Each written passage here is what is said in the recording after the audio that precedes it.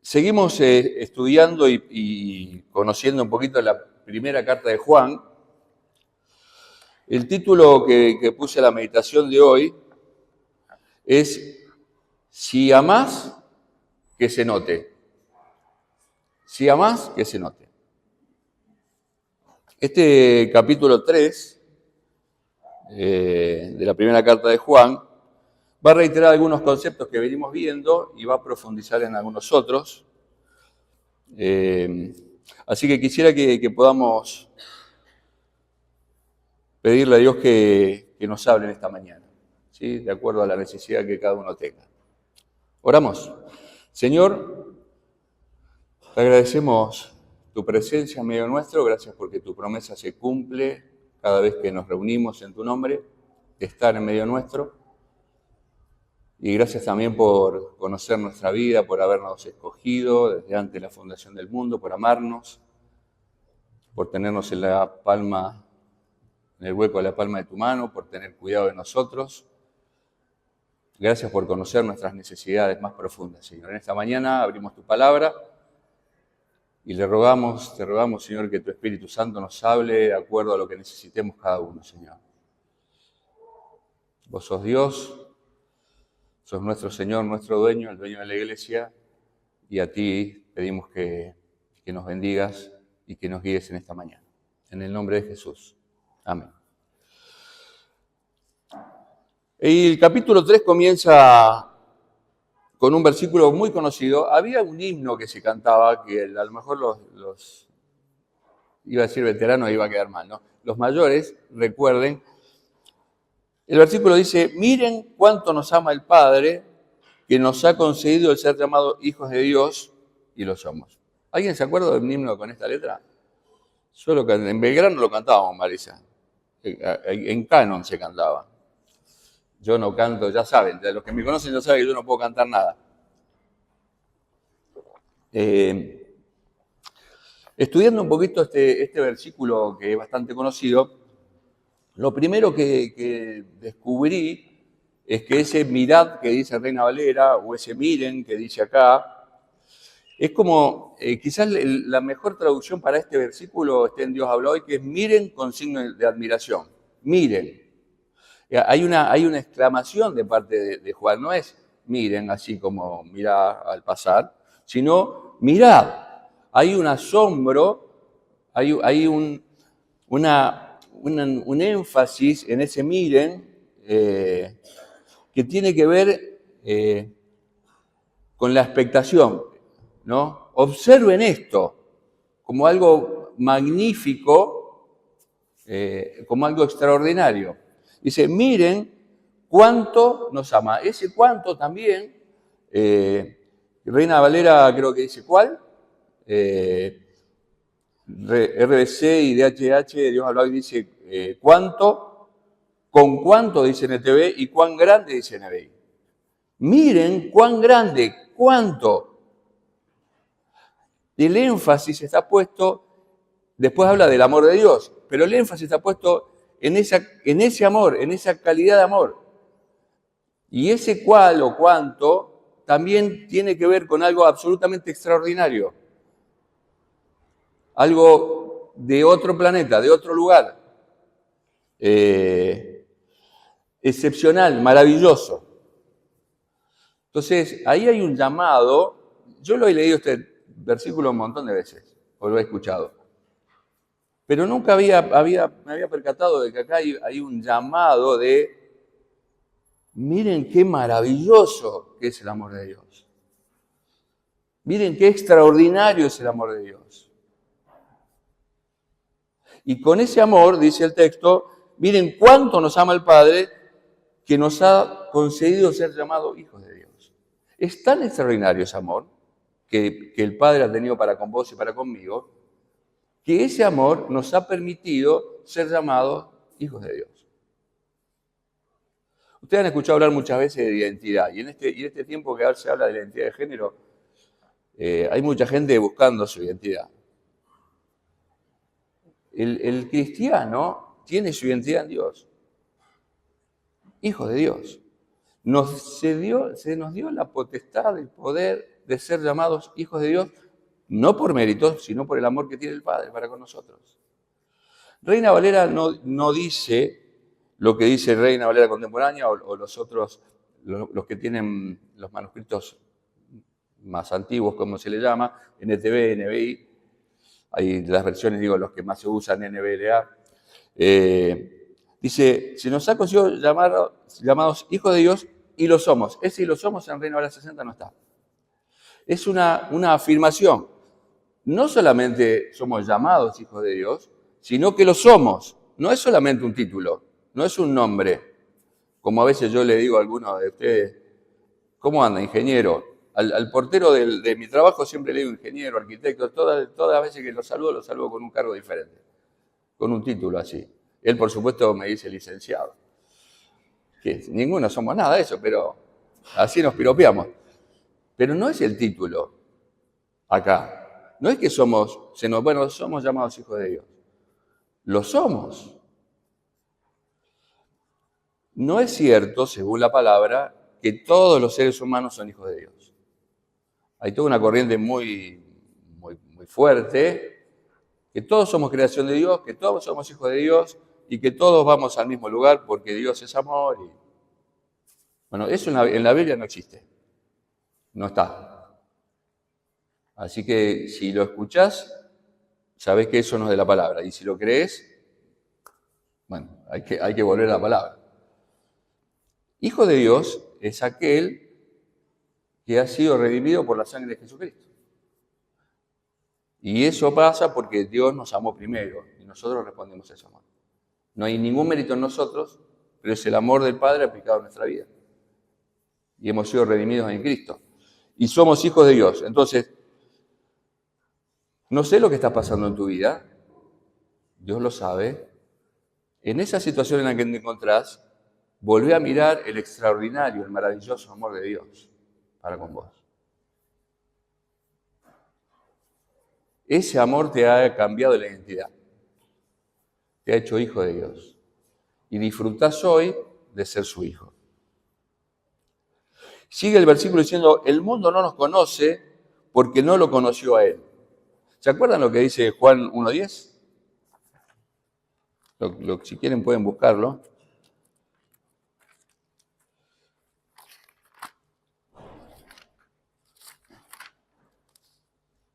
Juan dice en su evangelio,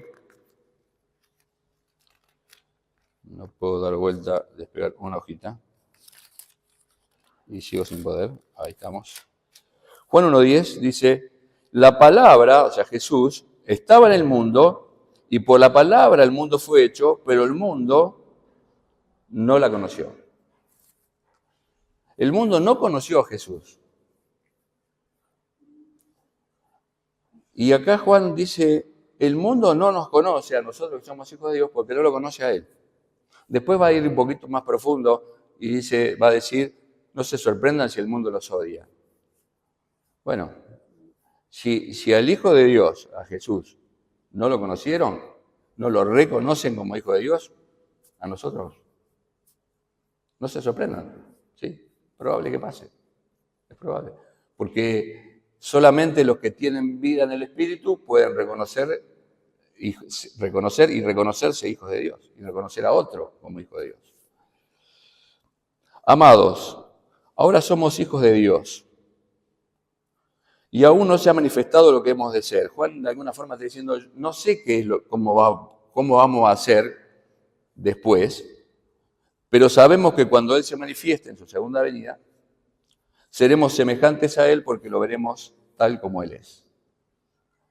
Juan está diciendo, ahora somos hijos de Dios. Bueno, no sé bien cómo va a ser esto, pero cuando Él venga, vamos a ser semejantes a Él. Es como que estamos en un proceso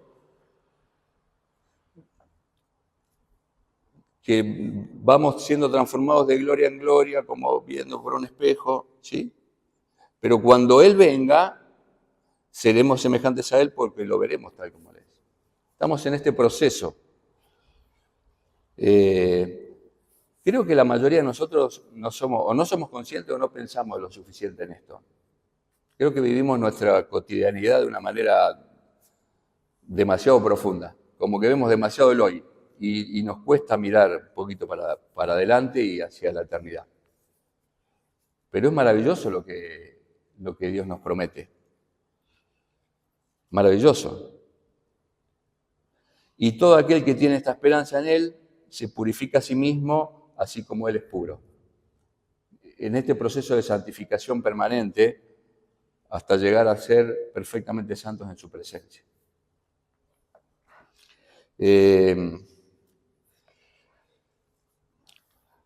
Este capítulo básicamente habla de... Hay un versículo, el versículo 10 hace como una bisagra. Antes del versículo 10 viene hablando del pecado y después va a hablar del amor. Y esa contraposición que hace todo el tiempo Juan en esta carta. En el versículo 3, es que el que leíamos recién, el versículo 4 dice, todo aquel que comete pecado quebranta también la ley. Y acá empieza otra vez con esta dicotomía del que peca y de quién es. Pues el pecado es quebrantamiento de la ley. Ustedes saben que Él apareció para quitar nuestros pecados, y en Él no hay pecado. Pero todo aquel que permanece en Él no peca. Todo aquel que peca no lo ha visto ni lo ha conocido. Hijitos, que nadie los engañe. El que hace justicia es justo, así como Él es justo. El que practica el pecado es del diablo, porque el diablo peca desde el principio. Para esto se ha manifestado el Hijo de Dios, para deshacer las obras del diablo.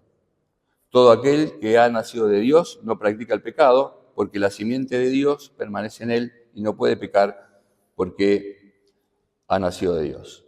Bueno, estos versículos hablan ahí mucho del que peca no nació de Dios y el que nació de Dios no puede pecar. Lo dijimos varias veces. Cuando hablamos de no puede pecar, está hablando que no vive en pecado, que no practica el pecado, que su vida no se deleita en el pecado, no que no peca ocasionalmente. ¿Sí? Juan, yo no sé si tenía demasiada gente que era recién convertida o qué, pero a veces redunda o insiste en algunas ideas y lo hace de una manera casi como para que lo entienda un niño, ¿no? Pero insiste, porque evidentemente había una carga muy grande en su corazón y algo que su audiencia necesitaba escuchar, la iglesia necesitaba escuchar. El que permanece en Dios no vive en pecado. Es como si fuera para chicos, ¿no? El que permanece en Dios no vive en pecado. El que peca, o el que vive pecando, no lo conoce. El que hace justicia es justo, el que practica el pecado es del diablo. Parece demasiado simple, ¿no? Pero lo repite una y otra vez, una y otra vez. Y acá, en el medio, dice que nadie los engañe. ¿Se acuerdan quién eran los que los engañaban a esta gente, no? Lo dijimos varias veces, acá se había infiltrado los gnósticos que metían sus ideas ahí donde el conocimiento, ellos eran una serie de iluminados que con el conocimiento alcanzaban la gracia. Y el resto del pueblucho eran unos marginales.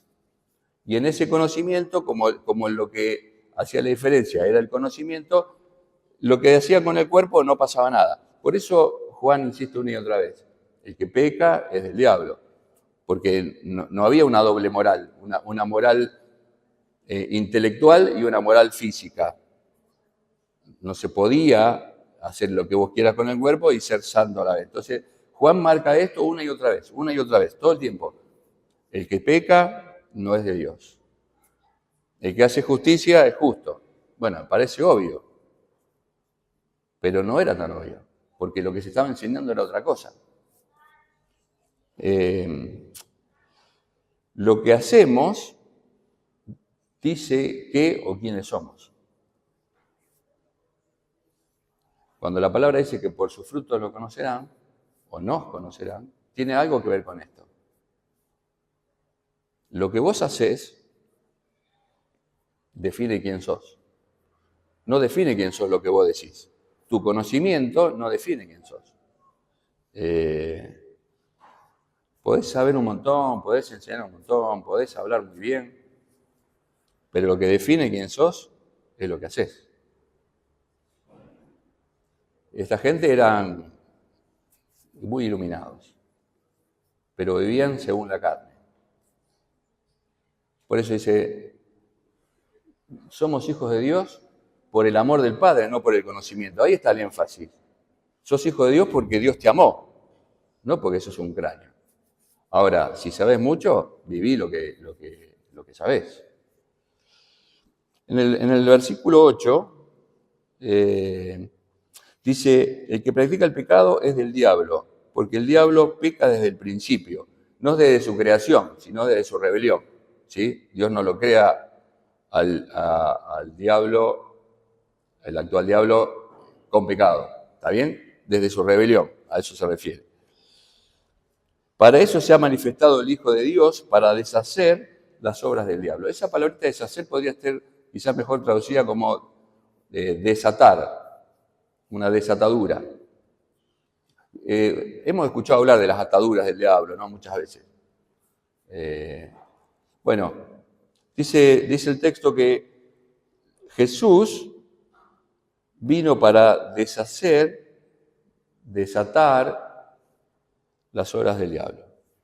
El diablo siempre va a estar trabajando, lo hemos hablado muchas veces. El diablo siempre va a estar trabajando en tu vida, en la vida de la iglesia. Va a tratar de atar para que no te puedas mover con libertad, para que no haya libertad en la iglesia, para que la voluntad de Dios no se pueda cumplir. Bueno, Jesús vino para desatar eso, en tu vida y en la mía. Y hay que ser consciente de eso. El otro día hablamos, el miércoles hablamos en la reunión de oración, un hermano decía, a mí no me gusta nombrarlo tanto al diablo porque no es darle crédito a él, sino justamente exponerlo. Porque la palabra nos enseña que no tenemos que ignorar sus maquinaciones. Porque si uno ignora, vive como que las cosas que suceden son naturales, son normales. Y hay muchas cosas que pasan en tu vida que son espirituales y que el diablo está intentando destruirte, que para eso se dedica. A eso se dedica. Y que el propósito de Dios no se cumpla en tu vida. Pero Jesús vino para deshacer las obras del diablo y para que el propósito de Dios en tu vida y en la vida de la iglesia se cumpla cabalmente. Le decía que el versículo 10 hace una especie de bisagra en el capítulo.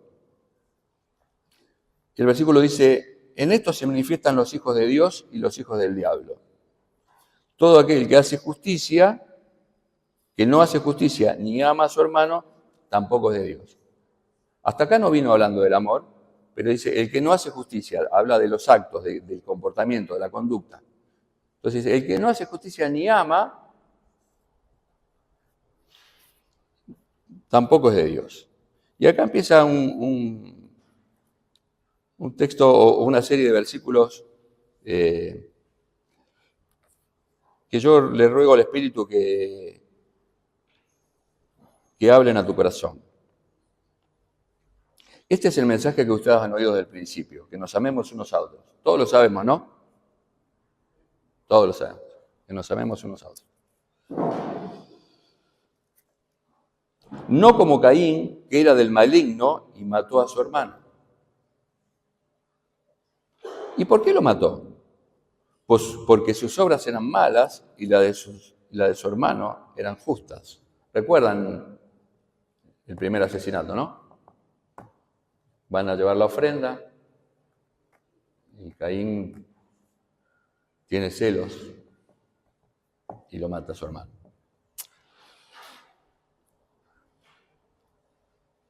Hermanos míos, no se extrañen si el mundo los odia.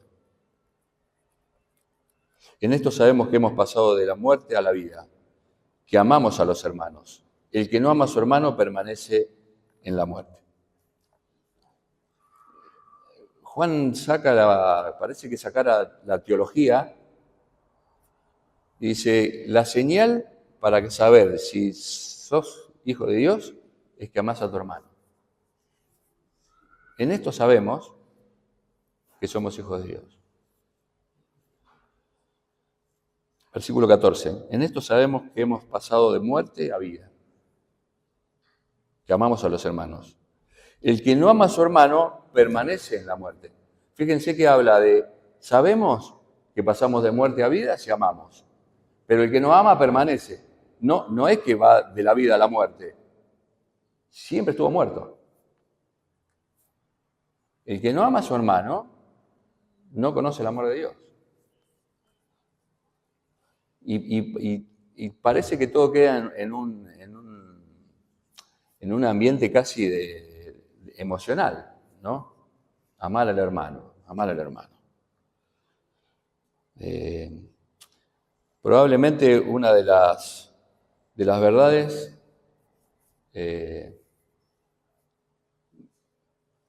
no sé bien cómo decirlo, porque no es menos vivida, pero es una de esas verdades que todas las sabemos, pero que no siempre se manifiestan. No siempre se manifiestan. Todo aquel que odia a su hermano es homicida. Juan es durísimo, ¿eh? Ya lo vimos. Él cuando pega con ganas. El que odia a su hermano es homicida. Y ustedes saben que ningún homicida tiene vida eterna permanente. En esto hemos conocido el amor, en que Él dio su vida por nosotros. ¿Vos pensaste que conociste el amor con Brendita? El amor lo conocimos porque Dios entregó a Jesús por nosotros. En esto conocimos el amor, en que Jesús dio su vida por nosotros. El Padre lo dio y Él se dio voluntariamente, ¿no? Así también nosotros debemos dar nuestra vida por los hermanos. Y acá se fue del sentimiento a la tumba. Estaba mejor lo otro, era más fácil, ¿no? Amémonos. Bueno, nosotros tenemos que dar la vida por el hermano, como Jesús le dio por nosotros. ¿Cómo va eso? ¿Quién quiere? A ver, levanten la mano. Una que da la vida por mí. ¿Quién más? Ni mi esposa da la vida por mí. Claro. No, dice, no, por fin me voy a librar, dice Mari. No, bueno, piensen por quién darían la vida, literalmente. ¿Por un hijo? ¿Por una hija? Bueno, puede ser. No te voy a preguntar. Puede ser. Ustedes, algunos se conocen de hace mucho, algunos conocimos hoy, ¿no?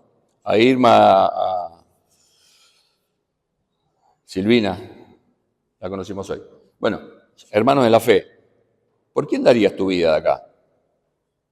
Podés mirar alguna carita si querés, ¿eh? No voy a preguntar, quédense tranquilos, no voy a preguntar nada.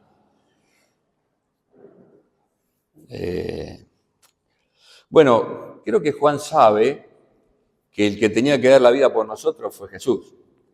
Entonces, lo que está haciendo es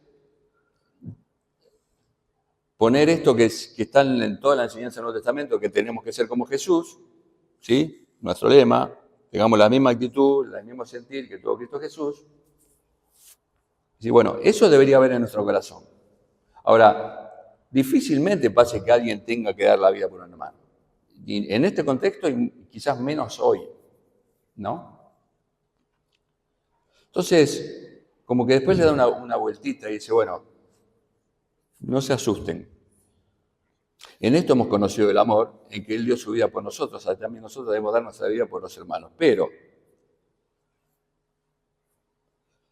¿cómo puede evitar el amor de Dios en aquel que tiene bienes de este mundo y ve a su hermano pasar necesidad y le cierra su corazón? Eso es bastante más terrenal, ¿no? Bastante más cercano que morir por el otro.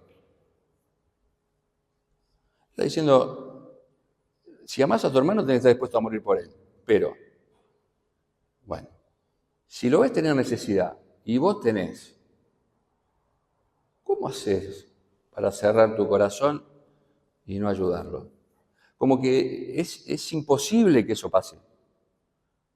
Es incompatible que un hijo de Dios vea a un hermano tener necesidad y cerrar su corazón. Eso está diciendo. No puede pasar, pero nos pasa, o no nos pasa. Quizás a todos nos ha pasado, que hay gente más generosa que otra. Yo siempre digo, Mari es muchísimo más generosa que yo y me ha enseñado a ser un poquito más generoso. Yo alguna cosita le enseñé también, pero ella me ha enseñado muchas más cosas a mí. Nos pasa. Hijitos míos, no amemos de palabra ni de lengua, sino de hecho y en verdad. No hablemos de palabra ni de lengua, sino de hechos y en verdad. El decir que nos amamos unos a otros es fácil. Es decir, yo amo la iglesia, es fácil. La iglesia son todos y...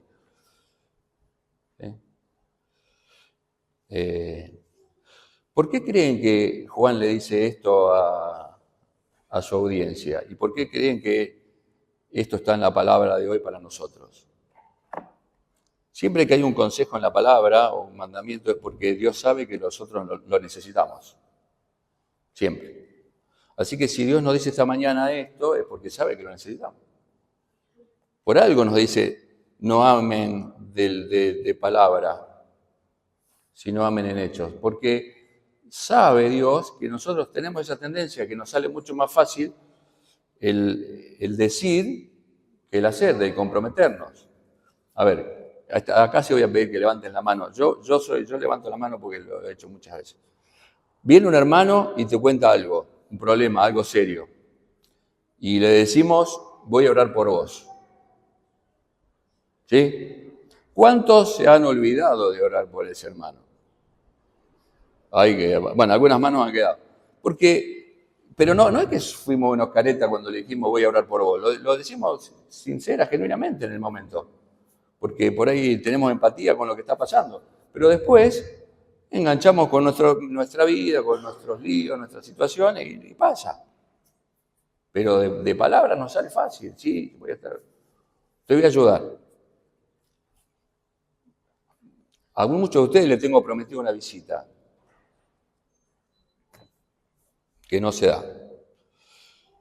Porque es más fácil decir lo que hay en nuestro corazón con buena intención, sincera, genuinamente, que después hacer.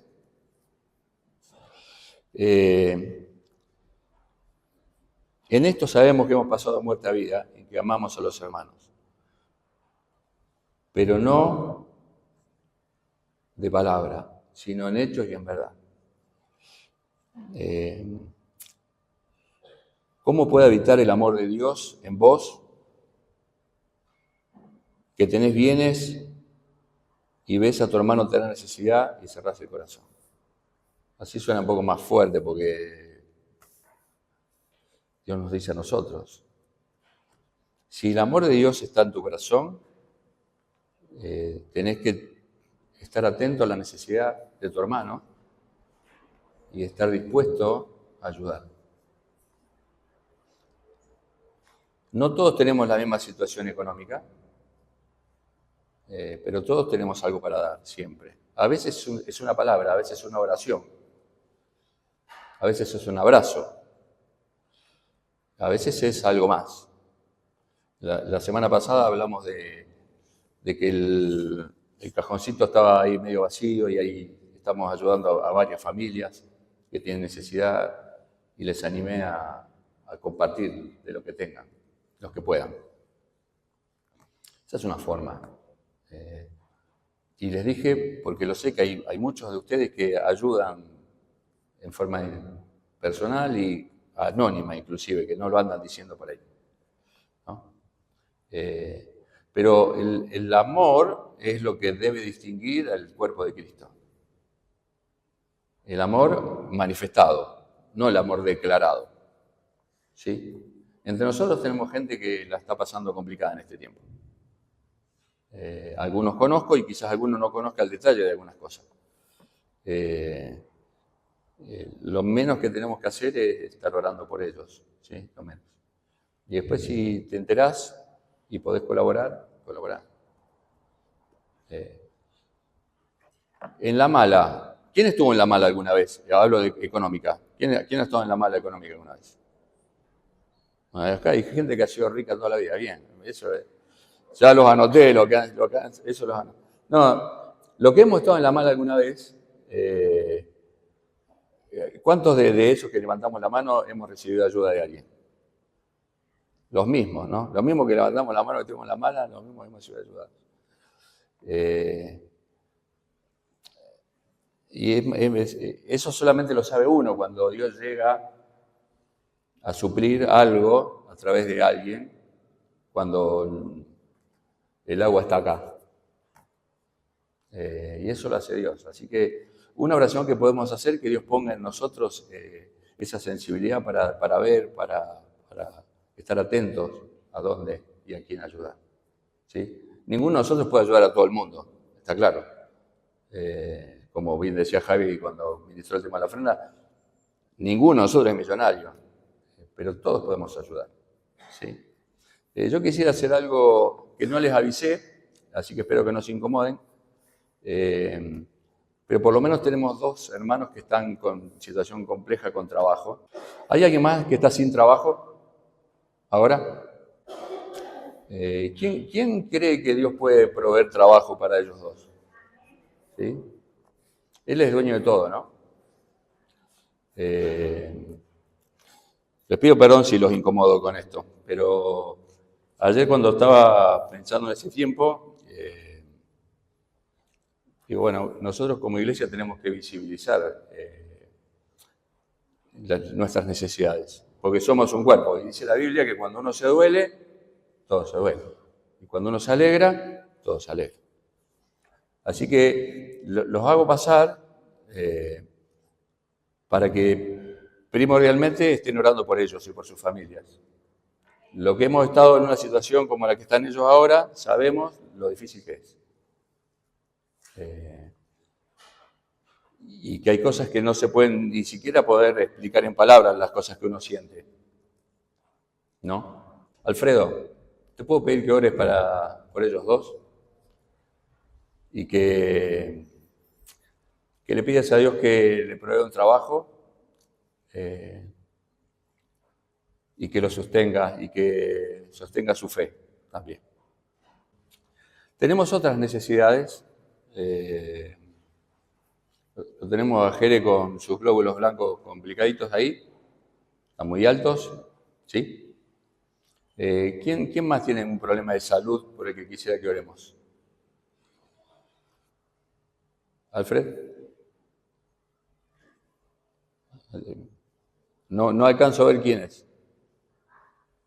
Okay. ¿Alguien más? ¿Cómo? ¿Por Angélica?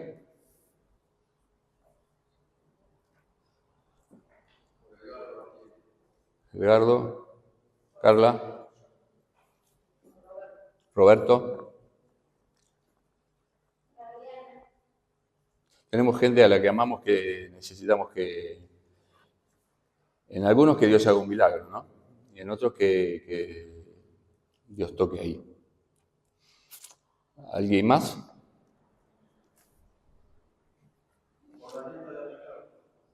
Planeta Ricardo. Por Ricardo. Bueno, la tenemos a Lucy. A Quique. Oramos por ellos. Señor, nuestro buen Dios, estamos agradecidos porque sos nuestro papá.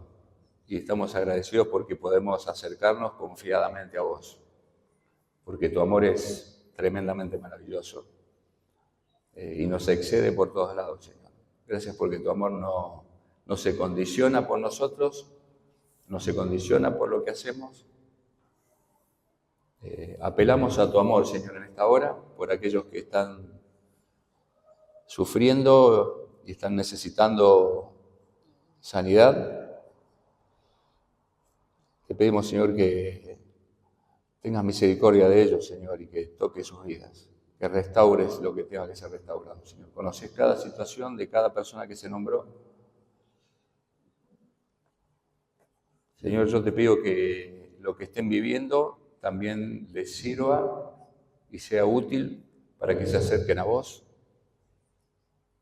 para que tengan comunión contigo, para que dependan de vos, para que descansen y esperen en vos, Señor. También pedimos por todas aquellas personas que queremos, que amamos y no te conocen o están apartadas. Que podamos en estos días con ellos mostrar tu amor, ese amor que derramaste en nuestros corazones, en nuestras vidas, que podamos amarles y que ellos puedan volver a vos o puedan conocerte, Señor, y pasar de muerte a vida. Gracias porque sos lo mejor que tenemos, gracias porque podemos recurrir a vos en la situación en la que estemos, cuando estamos contentos, felices, disfrutando de tus bendiciones y cuando estamos complicados. Gracias por todo lo que nos das, Señor. Reconocemos que todo viene de tu mano y pedimos, Señor, que nos ayudes a ser buenos administradores de todo lo que nos das, no solamente de las finanzas, sino de nuestros dones, nuestros talentos, de nuestro tiempo. Te bendecimos y te agradecemos en el nombre de Cristo Jesús. Amén. Nos preparamos para tomar la cena, mientras cantamos o escuchamos una melodía.